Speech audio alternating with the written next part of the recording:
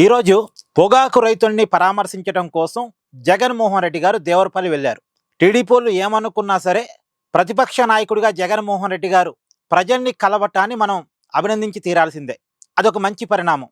ప్రతిపక్ష నాయకుడిగా ప్రజల సమస్యల మీద ప్రజల్ని కలిసి ప్రజల తరపున మాట్లాడటం ఆహ్వానించేదగ్గ పరిణామం. కానీ జగన్మోహన్ రెడ్డి గారు ఇలా చేసిన తతంగం చూడండి మీరు.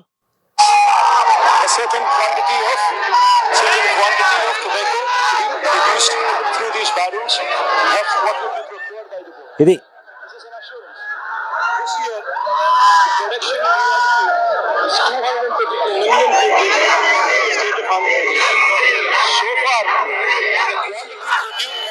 విన్నారుగా, జగన్ మాట్లాడేది ఏమైనా అర్థమవుతుందా? జగన్ మాట్లాడుతున్నాడు, అన్ని టీవీ ఛానల్స్ లైవ్ ఇస్తున్నాయి. కానీ జగన్ మాట్లాడేది ఏమైనా వినపడుతుందా?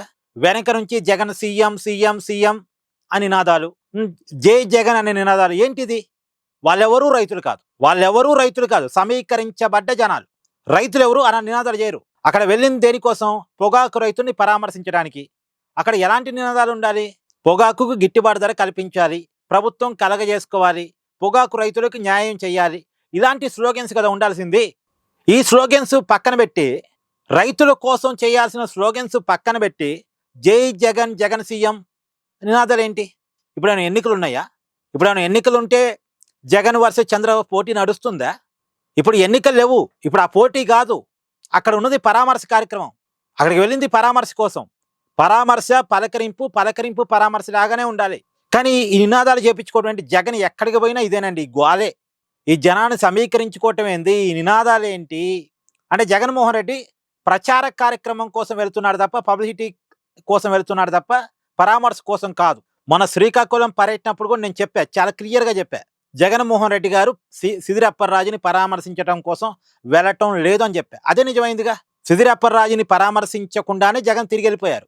అసలు వెళ్ళింది దానికోసం కాదు. జగన్ ఆ పేరుతో ఒక ర్యాలీ చేయాలి, ఆ పేరుతో ఒక రోడ్ షో చేయాలి, ఆ పేరుతో బల ప్రదర్శన చేయాలి, ఆ పేరుతో ఒక ప్రచార కార్యక్రమాన్ని చేయాలని పోయాడు అంతే. సిదిరప్పరాజు కోసం వెళ్ళలే. మన శ్రీకాకుళం వెళ్ళేవాడైతే టైం టు టైం వెళ్ళి పరామర్శించి వచ్చేవాడు. ధర్మాన ప్రసాదరావు గారు అప్పటికి ఫోన్ చేశారట, ఏమండి ర్యాలీ పక్కన పెట్టండి, మీరు అర్జెంటుగా రండి, 5 గంటలు టైం అయిపోతే జైలు నిబంధన ప్రకారం ములాఖత్తుకి ఎలో చేయరండి అని ధర్మాన ప్రసాదరావు గారు, మాజీ మంత్రి, సీనియర్ నాయకుడు, ఆయన ఫోన్ చేశాడు జగన్మోహన్ రెడ్డి గారికి. అయినా సరే ఆయన ప్రచార కార్యక్రమాన్ని చూసుకున్నాడు తప్ప జగన్మోహన్ రెడ్డి గారు గ్రీన్ ఛానల్ తీసుకొని డైరెక్ట్గా వచ్చి సిదిరప్పరాజుని పలకరించడానికి ట్రై చేయలే. చివరికి సిదిరప్పరాజుని పరామర్శించకుండానే జగన్మోహన్ రెడ్డి గారు తిరిగి వెళ్ళిపోయారు. అవసరంగా నైట్ ఉండి తర్వాత రోజు పరామర్శించాన వెళ్ళొచ్చు, అది లేదు. వెళ్ళిపోయారు, మీడియాతో మాట్లాడి వెళ్ళిపోయారు.